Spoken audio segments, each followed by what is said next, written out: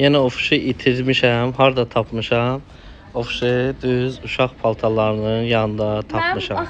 Demək, ofiş səni təbrik edirəm. Sən uşaq paltarlarının yanındasan. Çox sağ ol. Bəzi təqdimatçılar eləyirlər. Demək, dostlar, Brent House-a yeni cici bəbələrin paltarları gəlib. Allah bütün ailələrə, gənc ailələrə nəsib qismət eləsin. Qurban Allaha. Vay Allah, adam elə paltarlara baxır, ürəyində fikirləşir, oxuş görürsən, mən də o boydan olmuşam. Olmuşsan. Sən oğlan paltarları gey. Evet, bu necə şirin. Evet, elə bir ki, ürəklərinə damıb ki, oxuşun qızı olacaq. Çox gözəl. Çox gözəldir həqiqətən. Özdə materialları da mükəmməl, rəng çeşidlərini də dəbə uyğun gətiriblər. Bu il bu yaşıl rəngi görürsüz, çox dəbdədir.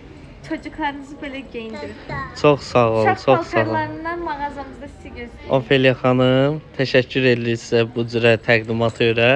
Həqiqətən çox duyğusal və gözəl geyimlər bizə göstərdin və məsləhətini bildirdin. Minnətdarıq Ofeliya xanım. Ay Allah, o ofuş əsi içində al gəlini geyinər. Bu ən arxadakı olan Hər il balacalaşır. Qurban Allah.